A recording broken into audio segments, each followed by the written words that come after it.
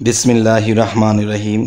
हे समस्त मुसल्लिगण, परहेजगारगण, हे समस्त साधकगण, এই পৃথিবীতে যে যে স্তরের লোকই হন না কেন, স্বপ্ন সকল স্তরের লোকেদের কাছে আসে, কিন্তু আমরা কেউ বুঝি কেউ বুঝি না।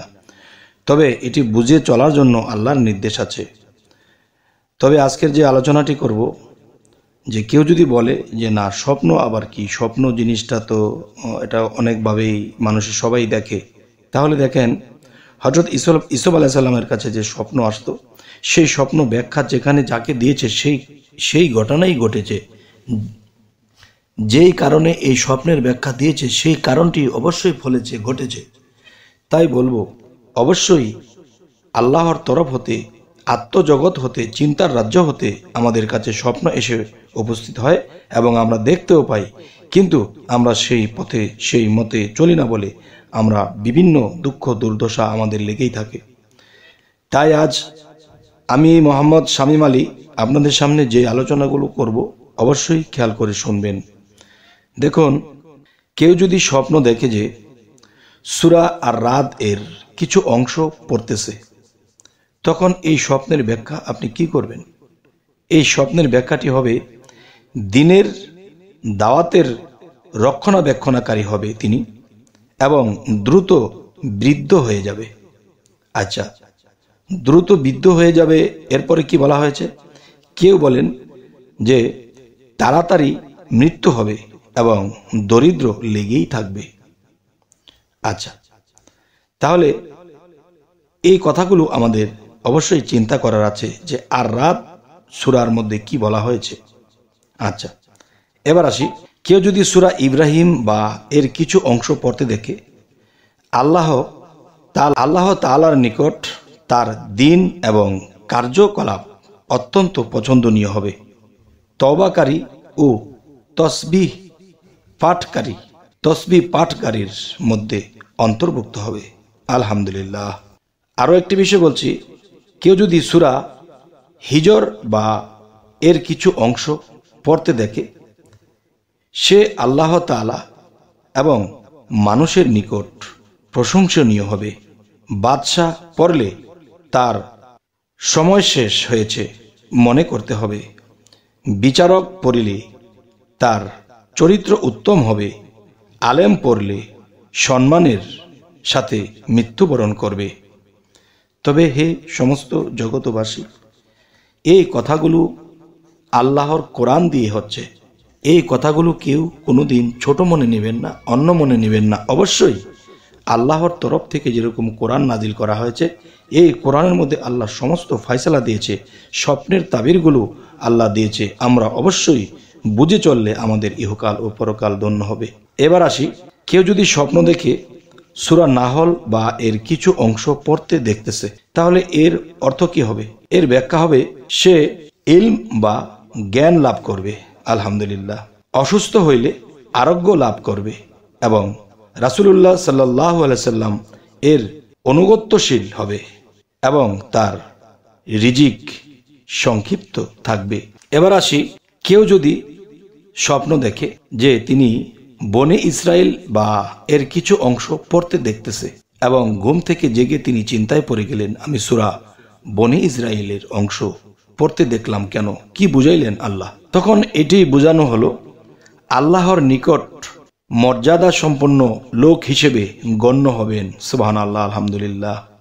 এবং শত্রুদের উপর বিজয়ী হবেন এবং বাদশাহ তার উপর অত্যাচার করবে। কিন্তু বাদশাহ তার উপর অত্যাচার করবে, এই জিনিসটি একটা জিনিস বোঝানো হলো। অবশ্যই এটা বিশ্বাস করতে হবে এবং বুঝে নিতে হবে। কোনো সম্প্রদায়ের দুর্বিষদ্য ও চক্রান্ত হতে বেঁচে থাকবে। এবার আসি, কেউ যদি সূরা কাহাফ বা এর কিছু অংশ পড়তে দেখে, তাহলে স্বপ্নের ব্যাখ্যা কি বুঝবেন?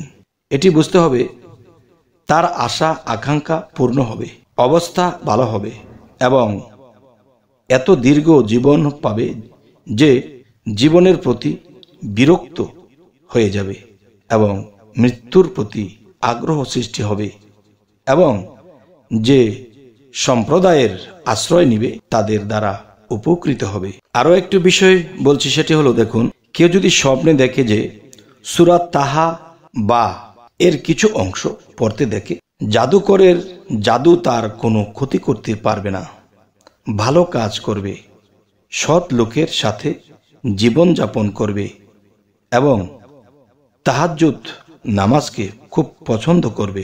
আচ্ছা, এবার আসি, কেউ যদি সূরা আম্বিয়া বা এর কিছু অংশ পড়তে তিনি স্বপ্ন দেখেন, তাহলে তিনি কি বুঝবেন?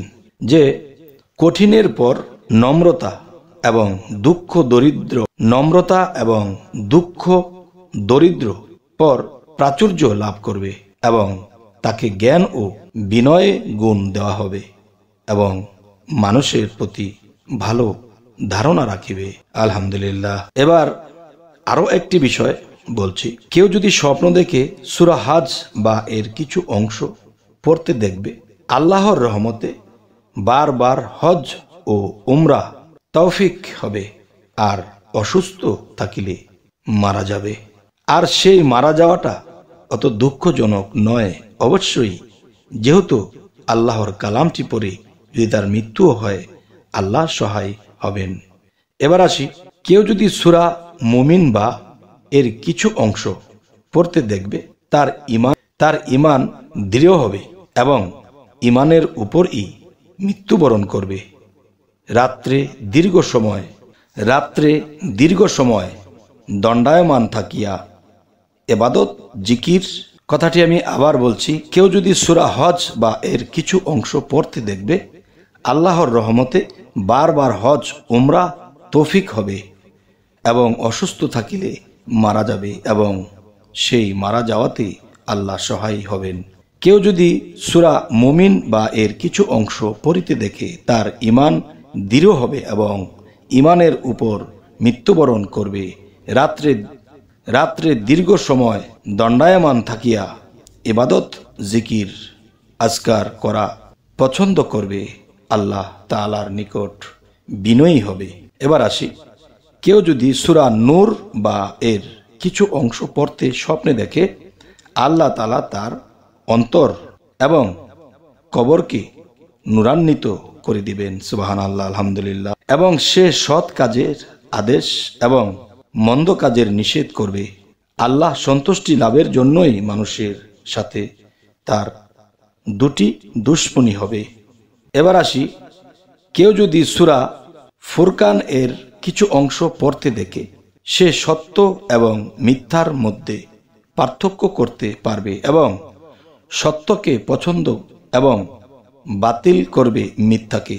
আজকে আপনাদের সামনে যে আলোচনাগুলো করলাম সম্পূর্ণই কোরআনের সূরা থেকে, এটা অবশ্যই বিশ্বাস করতে হবে এবং এরকম স্বপ্ন যদি কেউ দেখেন, অবশ্যই তিনি কোরআনের সাথে মিলিয়ে, সূরাগুলোর সাথে মিলিয়ে নেবেন।